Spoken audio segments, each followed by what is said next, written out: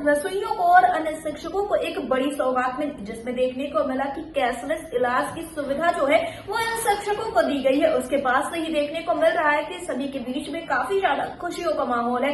एक तरफ जहां उत्तर प्रदेशीय प्राथमिक शिक्षा मित्र संगठन की तरफ से अथक प्रयास किए जा रहे हैं कि जल्द से जल्द उत्तर प्रदेश के शिक्षा मित्रों की सभी समस्याओं का हल हो जाए, ऐसे में देखने को मिल रहा है कि जो पदाधिकारी हैं उनके द्वारा भी लगातार मुलाकातों का दौर जारी है। कैशलेस इलाज की तो सुविधा उत्तर प्रदेश के शिक्षा मित्रों को मिल गई है, लेकिन मानदेय वृद्धि को लेकर लगातार उत्तर प्रदेशीय प्राथमिक शिक्षा मित्र संगठन के पदाधिकारियों के द्वारा प्रयास जारी है। ऐसे में देखने को मिला कि कल जब कैशलेस इलाज की सुविधा इन उत्तर प्रदेश के शिक्षा मित्रों को मिली, तो उसके बाद ही उत्तर प्रदेशीय प्राथमिक शिक्षा मित्र संगठन के प्रदेश महामंत्री सुशील कुमार यादव के द्वारा एक वीडियो जारी किया गया, जिसमें उन्होंने पूरी गहनता के साथ जानकारी दी है कि किस तरह से ये सारी चीजें धरातल पर लागू होंगी। इसी के साथ आगे की क्या कुछ तैयारियां इन सारी चीजों को लेकर उनके द्वारा जानकारी दी गई है, उन्होंने क्या कुछ कहा है आप भी देखिए। जिसे हम लोग अपने जीवन में पहली बार अपने लिए सुन रहे हैं, उसकी पूरी जानकारी आपको दे दें।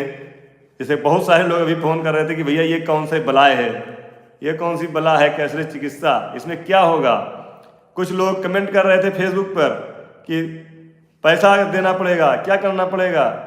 तो मेरा आपसे निवेदन है, मैंने पहले भी कई बार कहा है कि जब तक लिखित में कोई चीज़ हमारे पास ना आ जाए तब तक हम किसी चीज़ का आकलन ना किया करें। कष्ट होता है कि जब ऐसे लोगों की मदद करना चाहो और वो लोग अलग ग्रुप बना करके अलग भाग जाते हैं, तब कष्ट होता है। जैसे 192 हमारे शिक्षा में साथी थे जो 1 नंबर से शिक्षक बनने से रह गए थे।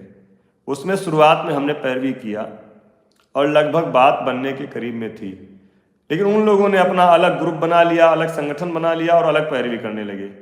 तो भाई जब आप स्वयं अलग पैरवी कर रहे हो तो उसमें हम कुछ नहीं कर सकते। प्रयास हमारा ये रहता है कि हम अपने सभी शिक्षा मित्रों को लाभान्वित कर सकें। जैसे अभी बहुत सारे लोग 2-3 ग्रुप टीईटी पास के बने हुए हैं।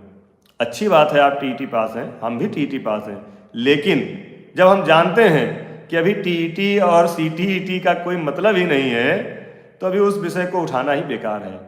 अभी हमारा मुख्य मुद्दा है आर्थिक समस्या, जो कि चाहे वो टेट पास हो, चाहे सीटेट पास हो, चाहे प्राइमरी जूनियर कुछ भी पास हो, चाहे आप पीएचडी धारक हो, अगर आप शिक्षा मित्र हैं तो आपको मानदेय वृद्धि से मतलब है। आपको मानदेय वृद्धि जो हमारे स्नातक हैं, बीटीसी हैं, उनको मिलेगा। उतना ही मानदेय आप चाहे टेट 4 बार पास किए हो आपको भी मिलेगा। हमने कई बार कहा कि टेट का मुद्दा तब आएगा जब नई भर्ती आएगी और उसकी अभी उम्मीद दूर दूर तक नहीं दिख रही। इसलिए तब तक के लिए सरकार से सामंजस्य बनाकर जितना भी ज़्यादा से ज़्यादा मानदेय वृद्धि हो हमें करा लेना है। कैशलेस व्यवस्था वह है, इसको आप समझ लीजिए विस्तार रूप से। हालांकि शासनादेश जारी होगा, उसमें बहुत ज़्यादा विस्तार से आएगा।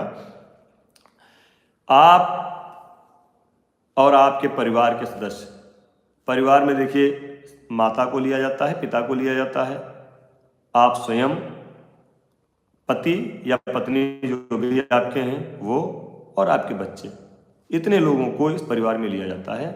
और सबके हेल्थ कार्ड बनते हैं, सबके हेल्थ कार्ड बनते हैं। एक सरकारी एजेंसी से टाई अप है जिसका अपना सालाना किस्त है 3000 रुपये प्रति व्यक्ति प्रति वर्ष। यह वह एजेंसी को दिया जाता है और वह एजेंसी आप अपने near about government hospital, CHC, PHC, जिला अस्पताल, मेडिकल कॉलेज और सरकार से टाई अप प्राइवेट हॉस्पिटल, बड़े बड़े, उनकी एक लिस्ट होती है। अगर आप अचानक कहीं बीमार होते हैं, आपको एडमिट होने की ज़रूरत पड़ती है, खांसी बुखार जुकाम की अगर दवा लाते हैं तो उसके लिए ऐसे बाह्य रोगी जो होता है ना, उसके लिए नहीं। जब आप एडमिट होते हैं, आपकी कंडीशन एडमिट होने की होती है, तो आप जा कर के एडमिट हो जाइए, अपना कार्ड दीजिए और आपके लिए निःशुल्क इलाज की व्यवस्था सरकार करेगी। उसका जितना भी खर्च आएगा वह सरकार वहन करेगी। इसे कैशलेस चिकित्सा इलाज कहते हैं। तो ये बहुत बड़ा सरकार ने कदम उठाया है। अभी आप इसको समझ नहीं रहे हैं। अब हम लोगों की उम्र उस पड़ाव पर है कि हमारे आपके परिवार में लोग बीमार हैं, हम आप स्वयं बीमार हो रहे हैं और ये जो है बहुत जल्द इसका आपको विस्तृत जरूरत पड़ने वाली है। देखिएगा सुशील कुमार जी, ये सब बातें फ़ोन पर कर लीजिएगा, आप मैसेज पे लिख रहे हैं। जब आप एडमिट होंगे, एडमिट होने के बाद जो भी इलाज आप कराएंगे उसका खर्च सरकार देगी। ये कैशलेस चिकित्सा का व्यवस्था है। इसलिए सभी साथियों से हम जनप्रतिनिधिगण मिलें, आप मिल करके उनको धन्यवाद दीजिए, उनका आभार प्रकट करिए। और अभी जो आज कैबिनेट में पास हुआ है, इसका शासनादेश जल्दी ही जारी होगा, जिसमें विस्तृत रूप से आप सबको उसकी जानकारी दी जाएगी और हम फिर आपको बताएंगे। दूसरा एक बजट का मामला है, जो बेसिक शिक्षा विभाग के शिक्षा मित्रों को नवंबर, दिसंबर और जनवरी का पैसा नहीं मिला है। उसके लिए आज भी निदेशालय हम गए थे।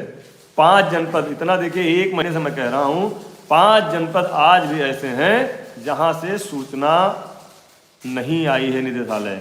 इसमें बांदा है, मुरादाबाद है, ऐसे करके 5 जनपद हैं जहाँ से अभी तक सूचना नहीं आई है। लेकिन आज हमने निवेदन करके उनसे हाथ जोड़ करके मैडम से कहा है कि मैडम प्लीज़, जिन्होंने नहीं भेजा है उनको आप पनिशमेंट करिए, लेकिन हम लोगों का मानदेय जारी करा दीजिए। तो उन्होंने आज लेटर बना दिया है और आज लेटर बनाने के बाद उम्मीद है आज चला गया होगा। अगर आज नहीं गया होगा तो कल लेटर चला जाएगा।